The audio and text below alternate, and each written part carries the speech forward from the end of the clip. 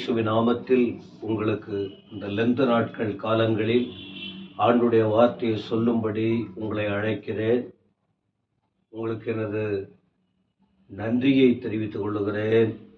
ஆண்டவர் அற்புத விதமாய் நம்மை நடத்தி கொண்டிருக்கிறார்.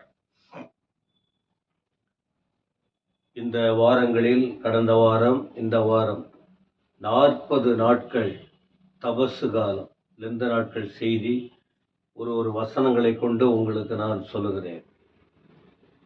இதற்கு முன்பு ஒரு 2 செய்தி உங்களுக்கு நான் கொடுத்தேன்.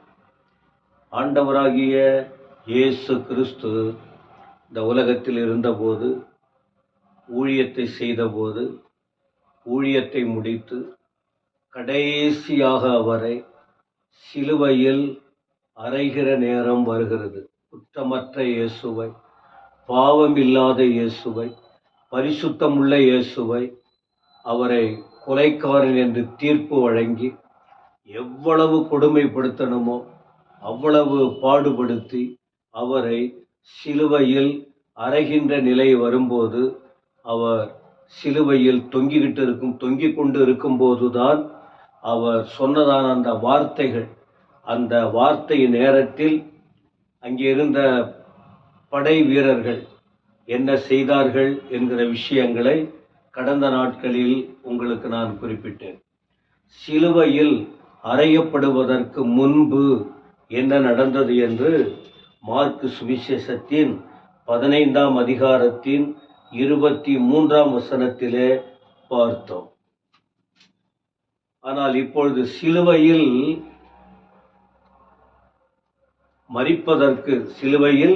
மரித்த பின்பு அல்லது மரிப்பதற்கு முன்பு உள்ள விஷயங்களை நாம் பார்த்து கொண்டிருக்கும் போது, ஒரு வார்த்தை, மத்தியானத்தில் என்ன நடந்தது? மதியம், சிலுவையை மரிப்பதற்கு முன்பு, சிலுவையிலே அறையப்பட்ட பின்பு, அந்த சிலுவையில் தொங்கிக்கிட்டு இருந்த நேரத்திலே மத்தியானத்தில் என்ன நடந்ததுன்னு ஒரு வார்த்தையும் குறிப்பிட்டோம். போர் சேவகன் எந்த அளவுக்கு கர்த்தராகிய இயேசு கிறிஸ்துவை பரிகாசம் பண்ணினான் என்ற வார்த்தைகளையும் பார்த்தோம். அப்ப சிலுவையில் அவர் தொங்கிக்கிட்டு இருக்கும்போது அடுத்த 3வது கட்டம் மதியானத்துக்கு பிறகு ஒரு 12 மணிக்கு மேல, 12 மணிக்கு மேல இயேசுவார் அவர் சிலுவையில் தொங்கும் போது என்ன நடந்தது? 4வது வார்த்தைக்கு முன்ன 5வது வார்த்தை, 4வது வார்த்தைக்கு பின்ன 5வது வார்த்தைக்கு முன்ன இடைப்பட்ட நேரத்தில் நடக்கிற ஒரு விஷயம்தான் என்ன என்று இன்னைக்கு நான் உங்களுக்கு சொல்ல விரும்புகிறேன். மார்க்கு 15:34, அந்த 4ஆம் வார்த்தை அப்படின்னு சொன்ன பாருங்க, அது 34ல இருக்கு. என்ன நடந்தது? என்ன சூழ்நிலைகள் வந்தது?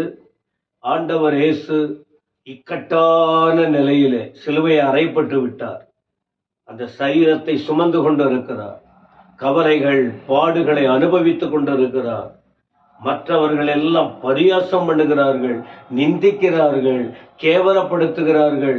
எவ்வளவு தூரம் மன ரீதியில் அவரை சங்கடப்படுத்த முடியுமோ அந்த அளவுக்கு சங்கடப்படுத்தி செயல்பட்ட காரியங்கள் இதற்கு முன்புள்ள வார்த்தைகளை படித்தோம்.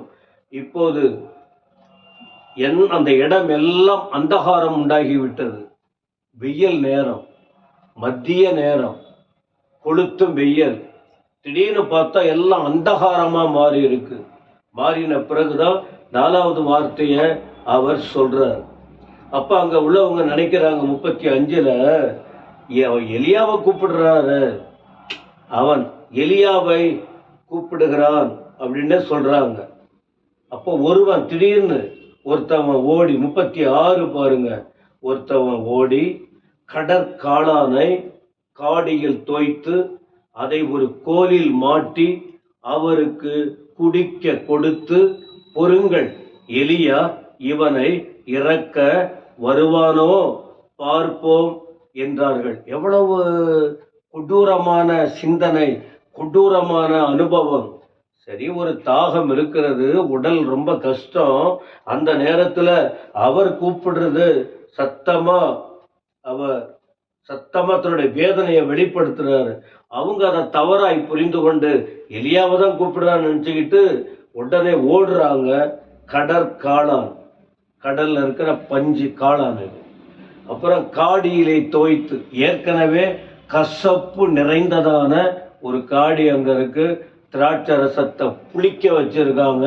அது வாயிலேயே வைக்க முடியாது. அதை போயிட்டு ஒரு கோலில் மாட்டி அவருக்கு குடிக்க கொடுக்கறாங்க. பொறுங்க, எலியா இவனை இறக்க வருவான பார்ப்போம் என்று அவர்கள் அந்த காரியங்களை செய்ததை பார்க்கிறோம். இதையே யோவான் 19ஆம் அதிகாரத்தில் குறிப்பிடப்படுகிறதையும் யோவான் 19:29-30 பாருங்கள். 29 இது 5ஆம் வார்த்தை நிறைவேறும்படி, 5ஆம் வார்த்தை இப்ப நிறைவேற போகிறது. அந்த நிலையில என்ன சொல்றாங்க? நான் தாகமா இருக்கிறேங்கிற ஒரு வார்த்தையை சொல்றார். நான் தாகமா இருக்கிறேன். உடனே அவங்க என்ன பண்றாங்களா? அவர்கள் கடற்காளானை காடியில் தோய்த்து ஈசோப்பு தண்டில் மாட்டி அவர் வாயினிடத்தில் நீட்டி கொடுத்தார்கள். அந்த காடி அவர் வாங்கினார். வேற வழியில் அவங்க வாய்க்குள்ள அப்படியே அந்த தோய்க்கப்பட்ட கடற்காளானை அந்த இதுல தோய்த்து, காடியில தோய்த்து வாயில வைக்கும்போது என்ன பண்ண முடியும்? கையை எடுக்க முடியாது, தள்ளுறதுக்கு 2 கையை எடுக்க முடியாது, உடலை கூட அசைக்க முடியாது, தலையையும் ஆட்ட முடியாது. தலையிலெல்லாம் முள்ள வச்சு அடிச்சிருக்காங்க, உடம்பெல்லாம் காயப்படுத்திருக்காங்க, வலி தாங்கல, அப்படியே வேதனைப்பட்டுக்கிட்டு இருக்கிறாரு. அப்ப இது எங்க சொல்லப்பட்ட வார்த்தை நிறைவேறுதுன்னு சொன்னால், சங்கீதம் 69:21 சங்கீதக்காரன் சொல்லும் போது, 69ஆம் சங்கீதம் 21ஆம் வசனத்தில், என் ஆகாரத்தில் கசப்பு கலந்த காடியை குடிக்க கொடுத்தார்கள். என் ஆகாரத்துல கசப்பு கலந்த காடிய என் தாகத்துக்கு குடிக்க கொடுத்தார்கள். அப்ப இங்க சங்கீதக்காரன் மூலமாய் சொல்லப்பட்ட அந்த வாக்கு நிறைவேறும்படிதான் இதெல்லாம் நிறைவேறி கொண்டிருக்கிறது. நம்ம யோசிக்கணும், நம்ம ஆண்டவர் எவ்வளவு மகிமையானவர், மதுரமானவர், அழகானவர், அந்தஸ்துள்ளவர், ஆசீர்வதிக்கிறவர், அற்புதமான தேவன், கரையற்றவர், பிழையற்றவர், அநேகர் வாழ்வை மலர வைத்தவர், சந்தோஷப்படுத்துகிறவர், விடுதலை கொடுக்கிறவர். இந்த ஆண்டவருடைய கடைசி மரண நிலை எப்படி இருக்கு பாருங்க. இதை இன்னும் கொஞ்சம் கூடுதலா சங்கீதத்தின் புத்தகத்தில் 22ஆம் சங்கீதத்தின் 15ஆம் வசனத்தில் கூட சங்கீதக்காரன் குறிப்பிடும் போது நாம் இங்கே பார்க்க முடியும். தாவீது இந்த வார்த்தையை சொல்றாரு.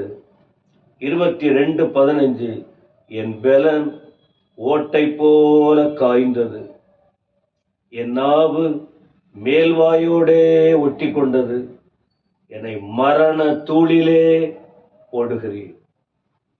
என் பெலன், ஆண்டவர் இயேசுவின் பெலன் காய்ந்து போய்விட்டது. அவர் உடம்புல ரத்தமும் இல்லை, அவர் தண்ணீரும் இல்லை, அப்படியே வறண்டு போன நிலையில அவர் உடல் காணப்படுகிறது. வாய் மேல் வாயோட ஒட்டி கொள்றது. அடுத்த வார்த்தை வெளியே பேச முடியாதபடிக்கு அந்த வாய் ஒட்டி இருக்கிறது.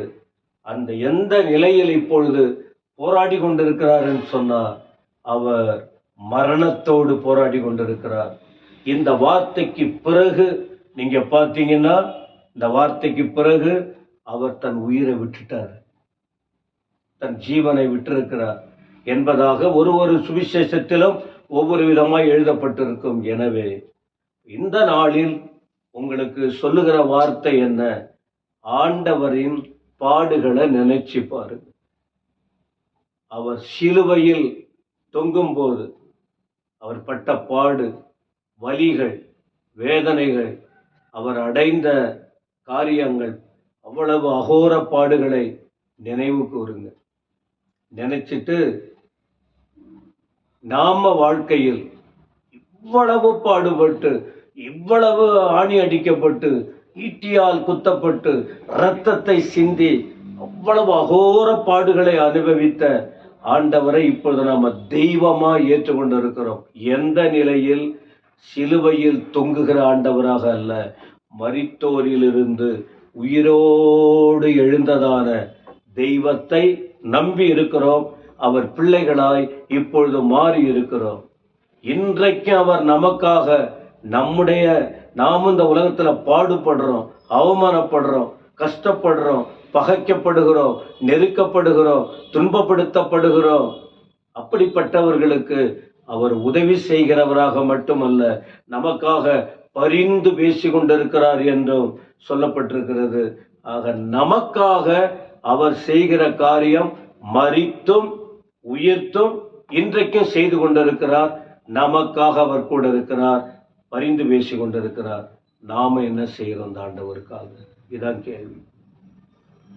அன்றைக்கு அந்த படை வீரர்கள் செய்தாங்க, ரோம போர்ச்சேவர்கள் செஞ்சாங்க, கசப்ப எடுத்தாங்க, வாயில நீட்டினாங்க, பரியாசம் பண்ணாங்க, மனசை ரொம்ப துக்கப்படுத்தினாங்க. இன்றைக்கு நாம இந்த வார்த்தையை வாசிக்கிற கேட்கிற தேவ ஜனங்கள் என்ன செய்கிறோம்? அவர் பட்ட பாடுகளுக்கு இன்னும் எரிகிற தீயில் எண்ணெய் ஊத்துறது போல காணப்படுகிறதா? எப்போ?